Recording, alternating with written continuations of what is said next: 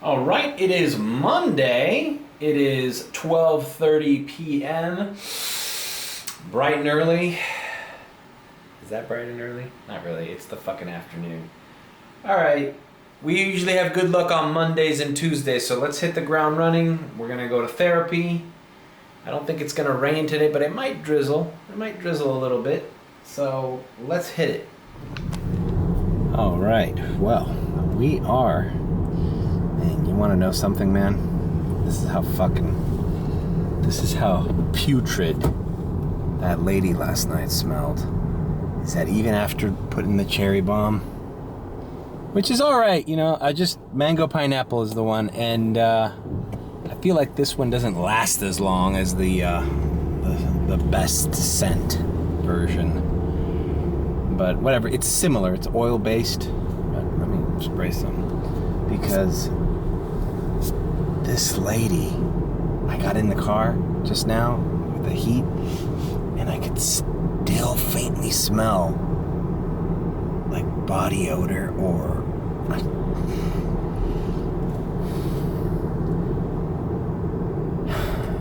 it's almost like anybody who smells that way is in an inhumane situation. Like, you can't reek that much of fecal matter. You can't reek that much of... I mean, a stretch would be she just stepped in dog shit before she getting in my Uber, but there's no fucking... There's no sign of that. It's just... I don't understand how people can live like that, man. Like...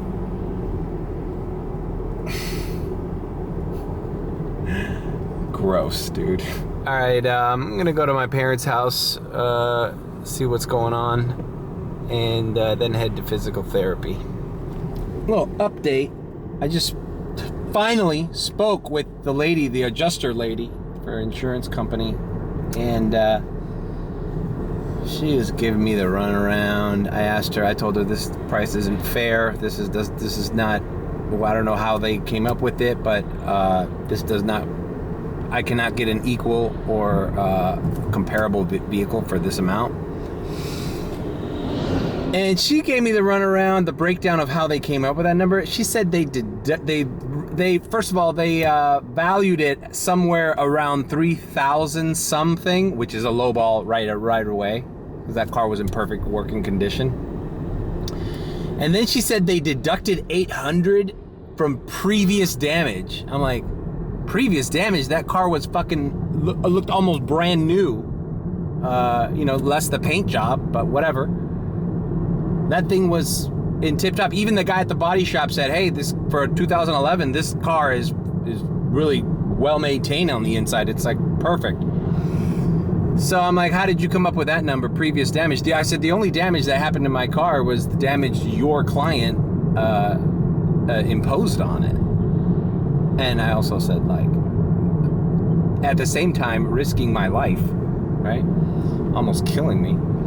And then she said they deducted the scrap fee or whatever, the junk fee or whatever. So basically they lowballed, and then they deduced, and they took out fees, and then they said, but then we added $100. Oh, great. So you took down like fucking over $1,000, but then you gave me $100 extra.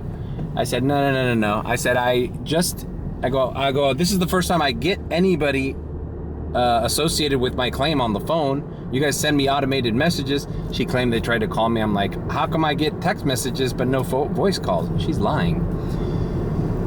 And then I said, well, look, I sent you 6 screen grabs of Car Guru's Kelly Blue Book, all vehicles that have sold, that are comparable to the years of my Kia Forte.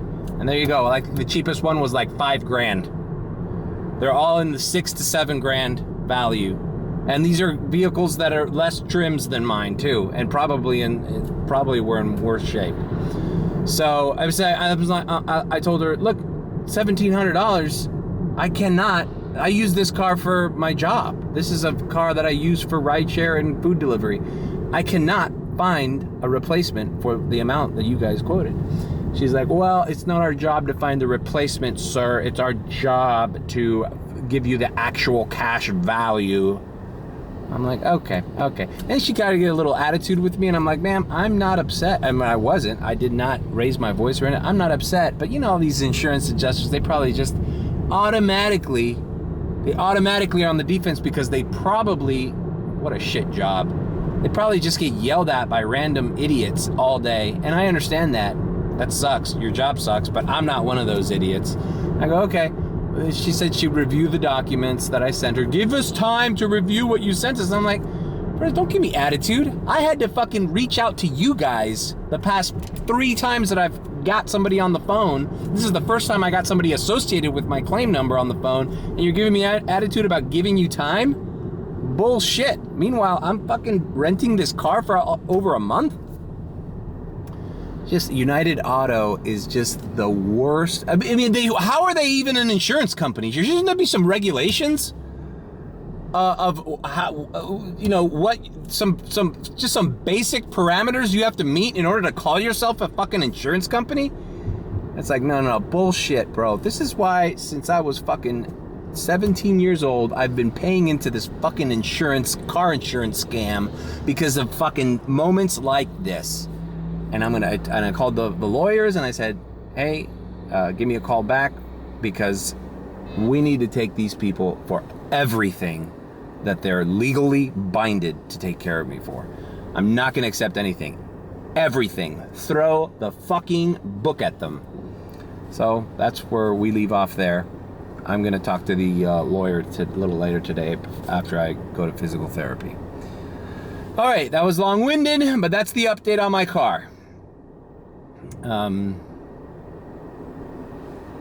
What are we gonna do? All right, you know what? Now I'm driving by this Chase. I forgot I still have a bunch of cash from my private rides and tip outs that I have to deposit. So let's do that. There's always a Tesla parked out here. Handicap parking taken. All right, bro, that thing is gonna fuck with me. That little thing that you just heard, that's the viewfinder popping up. Boy, this fucking Chase is full. All right, I'll just deposit it when I come back from my parents. Bro, I have to super glue a Lego piece on there so that viewfinder doesn't pop up. Wish I could, well, here. I don't know if you could see that. This thing, it pops up automatically and it messes with the whole viewfinder thing. This camera is almost on its last legs, people. And I would get like an updated version of it, one that has they sell the version after this Mark V. This is the Mark V. I think the Mark 6 and the Mark 7 have an XLR input for an external mic. I'm not sure if it's worth it though, because the audio, the natural mic on this camera is amazing. Like, has anybody ever had any problem listening to me?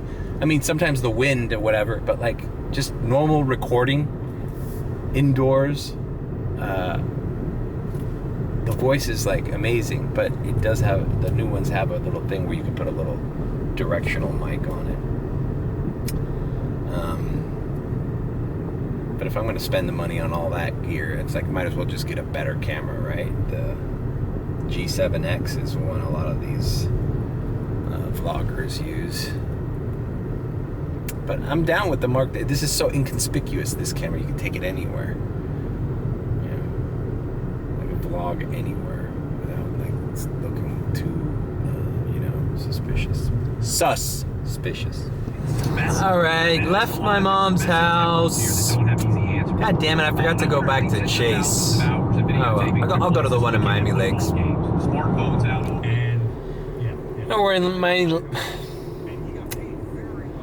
We're in Miami Lakes, and I'm driving by an elementary school, and there's like Halloween decorations and Halloween festivity things set up in the parking lot.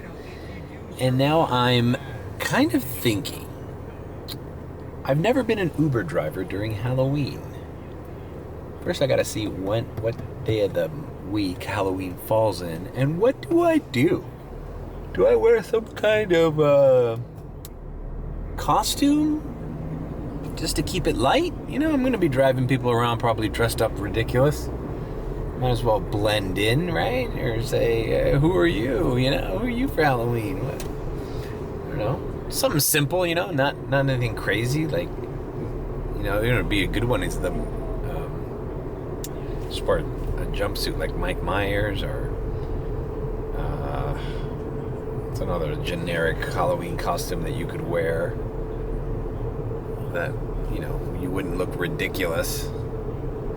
I don't know, I guess I gotta think about it. But I wonder if that's worth it. You get tips, you know, like, hey, this Uber driver's in a good mood. He's in the celebratory spirit. Spirit Halloween. All right, let's deposit some cash, shall we? The Chase Bank at Miami Lakes. All right, I deposited that money.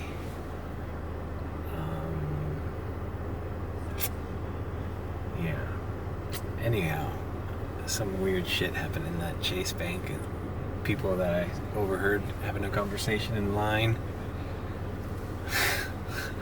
That's how things have changed since I was a little kid. You know, when my mom used to take me to the bank in the 80s, when I was like, you know, 4 or 5 years old.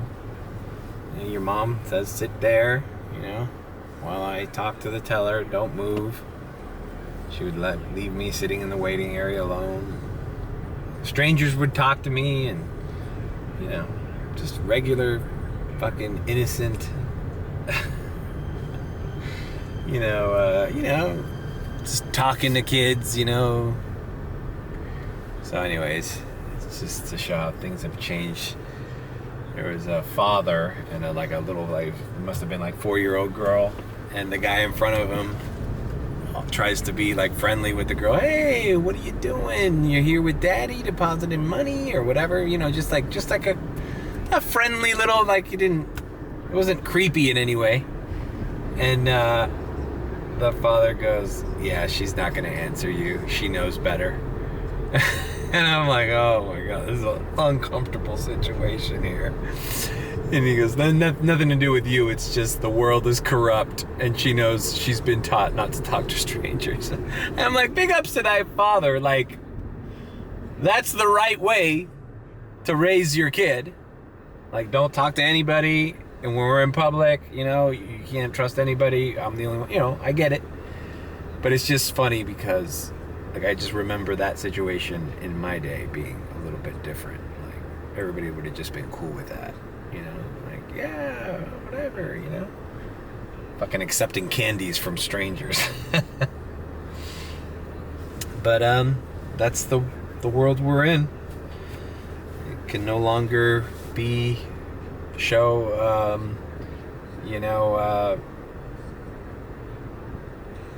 kind of public displays of just friendliness are just not welcomed. Who are you, bro? Why are you talking to me? Get out of my face. Leave me alone. It's weird, right? Should it be that way? Should it be that way? Or maybe it was better before. Maybe it was cool when it was hey, you know. Or maybe there was just as many creepos back then. It's just you didn't hear about it as much as you do now. Now it's you turn on the news and it's fucking you're under attack. But anyways, side note. Let's go to physical therapy. All right, we are parking here at the therapy session.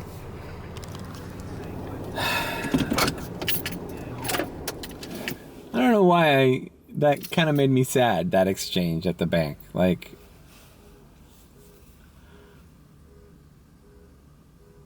I mean, I know the world is not Leave It to Beaver, you know, that TV show from the 50s, early 60s, you know, with Don Knotts and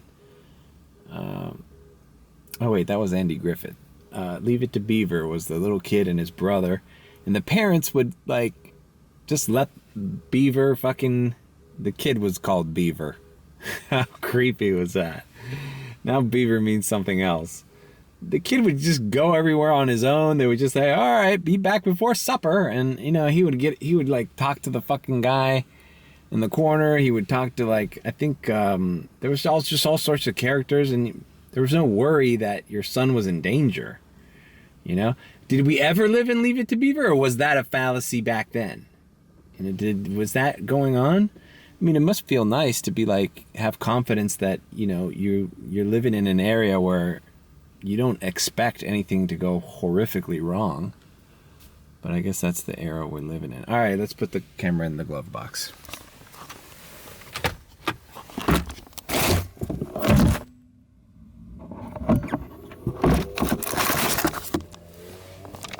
All right. What happened? It was 1:55 when I put it in the glove box. It is now 2:32 p.m. Hey, you guys. Remember how I was saying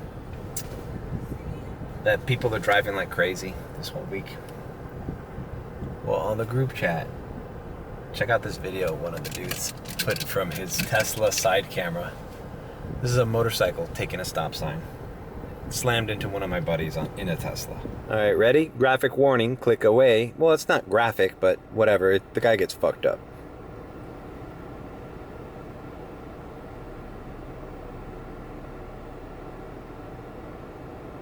Boom, boom. Oh. Now listen, I'm not happy that this happened.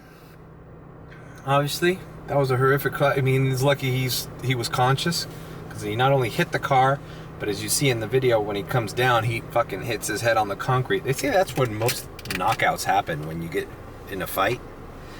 It's not the punch, it's the fall and your head hitting the concrete that really fucks your brain up. But bro, this is just a guy I know that happened to yesterday night. So when you see me in the car yelling about how crazy the drivers are, about how impatient people are here, about how I always have to be looking at all mirrors at all times and speeding up and flashing my lights and all the shit that I do, bro. All the shit that I do. It's not for no good reason, bro. It's shit is real down here, and I have no idea, man. These idiots. Motorcycles especially, man. I've seen a lot of motorcycles zipping through traffic like nothing's ever do. It's like, bro, all it takes is one guy making one. It doesn't even have to be a quick move. You just gotta not compensate for some guy going into a turning lane or braking, and you're flipping out of that bike and you're in the hospital, bro, or dead. Anyways, I'm gonna sign in. It's 2:32. Let's 2:35. Sorry. Let's sign in and just work the fucking Monday shift. All right, we're at the airport lot. Nothing came in the whole ride from Miami Lakes. Kind of weird. Watching Vinny and his live stream this afternoon. He's talking about the Dolphins. I didn't know there was a $15 extra for anybody who picks up at the Dolphins at the Hard Rock Stadium. That was that last night. But there's no surge in there. He's showing the map, and the surge was all around. And then if you pick up from that lot, which I've said before, that lot for concerts and I don't know, as long as I've only picked up concerts there. That official Uber lot 42 or something, that's like impossible to get to. You're gonna spend like 45 minutes to an hour getting to your customer. So, you know, as I've vlogged before, I just wait for people to start walking down and then pick up a ride then. You know, it's like, fuck it. People are gonna walk down anyways. Nobody wants to wait in an Uber lot. So they haven't figured that out, but it's good to know that Dolphins is an extra $15 a trip. You know, I needed to hit that game last night. I failed, man. WhatsApp group chat bunch of those guys broke 300 last night. I saw screen grabs and everything. So I ended up making 135, which is okay, I guess, considering I started late. And I ended late too. I fucking tapped out early. Could have done a few more airport rides and done a few more rides in general, but I don't know, I just wasn't feeling it. I'm really trying to concentrate on organizing my studio room, and the mic's coming tomorrow, by the way, the new SV7. The V7 SE Electronics is coming tomorrow from the Guitar Center. I actually just bought the used one, but I had them ship it to my house instead of me driving up there, so that's fine. All right, we wait here for a ride. It was white. The surge was on the outside of the area, so you would have had to pick up the surge and then get into the lot to pick up your rider. All right, $11.42. Because you were so generous. Alton Road. Yeah, let's do it, bro. Will we get caught in traffic coming back? Maybe. It's 3:40. You don't know. Bro, I've been enjoying this guy. That podcast stage guy who recommended me the SE Electronics V7. He has another channel. He's got quite a few channels. This one, he just sits down and he just, like a podcast type, just talks about tech news and stuff. And I'm quite enjoying this guy's perspective on things. Not only does he know a shit ton about microphones and help me pick that microphone that sounds so well, but he's just a smart guy in general, and he's got a good voice too. I enjoy the topics he talks about. You know, ironically, he has a video about the latest video he's got. The guy's name is Bandrew. What a weird name. Bandrew, like Andrew, but with a B in the beginning. He has an episode about why he doesn't upgrade every year for the iPhone, and I was just talking about that. Like, all these content creators creating iPhone 15 videos, and I'm like, it wasn't that long when they were like all uploading their first review of the iPhone 14 and then the iPhone 13.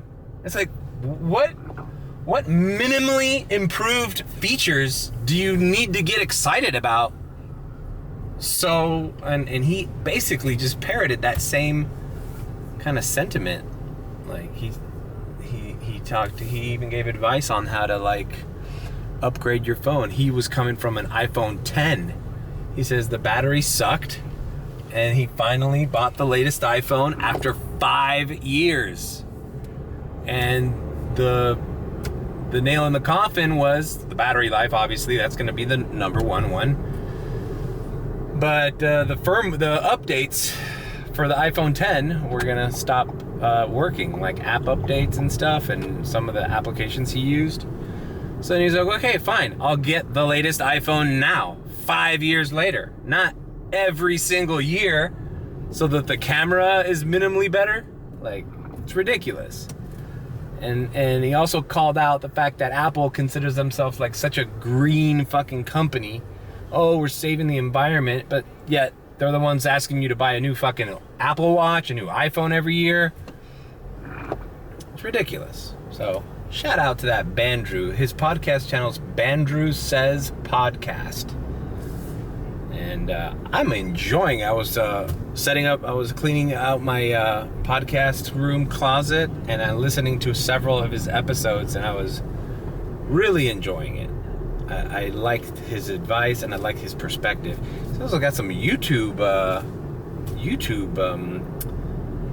channel advice, you know, because he runs several successful channels, the first of which being that microphone review channel, which I found like right away. All right, let's pick this person up. Door 18. We're going to Miami Beach, everyone. Fun and sun. All right, Mondrian. I can almost tell when it's the Mondrian. It's hard. It's one of the first major hotels on Alton Road. Nice guy, older American couple. Appreciative that I spoke English. They're like, you don't have an accent. I'm like, no. Can you believe it? I was born in Los Angeles, California. I moved here when I was 14 years old. We do speak English in Miami too. Or whatever. And,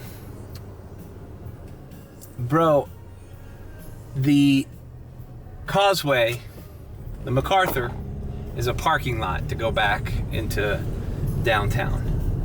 So I'm contemplating turning the fucking Miami Beach filter only on and staying here until traffic dies. But I think, I don't know, let's play it by ear. I'm signed in. I'm gonna head over to the 195, try to get back to the airport, because I think it's 4:08. I think I could get back to the airport with minimal traffic. I mean, it might take 18-20 minutes, but that way I can get another airport ride before the real bad traffic. And if they send me back to Miami Beach, then I'll stay and do the Miami Beach filter trick. All right, my girlfriend's calling. Well, now that throws a wrench in the gears. Fuck. I need to go to Avis and renew the rental. Damn it, they said I didn't have to come fucking to the store, that it would get renewed. It's been renewing every Monday, but I guess today I have to fucking go. Oh my god, I have to drive all the way over there. Alright, fuck. God damn it. Always a problem, bro. Alright, we'll go into Avis. More of this content, subscribe. And last week's episode, 29 subscribers gained. 2 weeks ago, 7. Alright, so there is a little turn of events. I called Avis. They were gonna let me redo it over the phone, but it just so happens that they closed. The Uber people left at 4, and it's 4:38. So they said I can't do anything until tomorrow at 10:30. And they took the fucking car off the Uber app, so. And I'm not about to fucking say I'm in the Kia and then tell people, oh, I'm actually in the Toyota, because that would be fucking grounds for deactivation for sure. So, we're fucked. Monday bust. Rental problems. Rental fucked. God damn it. I was gonna call early this morning and I didn't. I just figured it would just renew, but it didn't. Fucking A. Oh well, whatever. You know what? I'll take this time to go home and finish working on my podcast setup and my room and cleaning and, you know, much needed time at my house that I don't get anymore. So that's that. So thanks for joining me. I'm sorry that this vlog was fucking probably my shortest vlog ever for Uber. But what can we do? We can't be bummed out. We just gotta solve the problems that occur. Anyhow, thanks for joining me. Leave a like, comment, and subscribe with a B. Or if you think I'm sus, and apparently Avis thinks I'm sus. Bro, why wouldn't they fucking call me earlier? I guess it was like if it was at 2 o'clock. I don't know. Whatever. I'm over it. I'm just gonna take a little day off.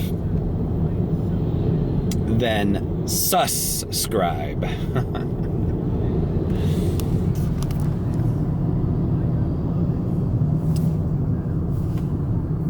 All right, we're signing off. Hey, you know, look, it started sprinkling. Now watch it be a great airport day.